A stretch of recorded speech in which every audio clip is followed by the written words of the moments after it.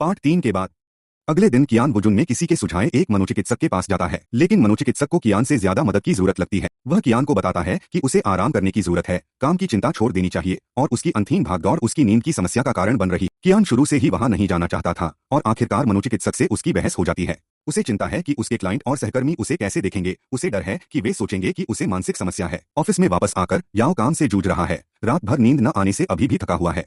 तभी कियान वहां पहुंचती है। याओ अपने काले घेरे छुपाने की कोशिश कर रही है और उसकी सहकर्मी उसे जल्दी बूढ़ा होने का ताना मार रही है। वह अकेली नहीं है जो उसके साथ काम करते समय नींद से वंचित रहती है। जब वह वॉशरूम से बाहर निकलती है तो कियान की नजर उसके मेकअप पर पड़ती है। बाद में वह एक मीटिंग में जाता है जहां याओ तलाक के एक मामले की चर्चा में शामिल नहीं हो पाती, जबकि दूसरे वकीलों ने उसे समझाया था। कियान उसे अपने रूपरंग पर ध्यान देने के लिए डांटता है, कहता है कि उसे पढ़ाई करनी चाहिए और धमकी देता है कि अगर वह नहीं सुधरी तो उसे नौकरी से निकाल देगा। याओ सो रही होती है, तभी अचानक शोर से उसकी नींद खुल जाती है। सुबह के 5 बज रहे हैं, इसलिए वह जल्दी से उठकर काम पर जाती है, लेकिन कियान को वहां पहले से ही कॉफी बनाते हुए देखकर हैरान रह जाती है। कियान उसके जल्दी आने से हैरान होता है और वह कहती है कि ऐसा इसलिए है क्योंकि जल्दी उठने वाले को ही सफलता मिलती है। वह उसे भरोसा दिलाती है कि वह कड़ी मेहनत करेगी और ऑफिस में अपनी जगह पक्की करेगी।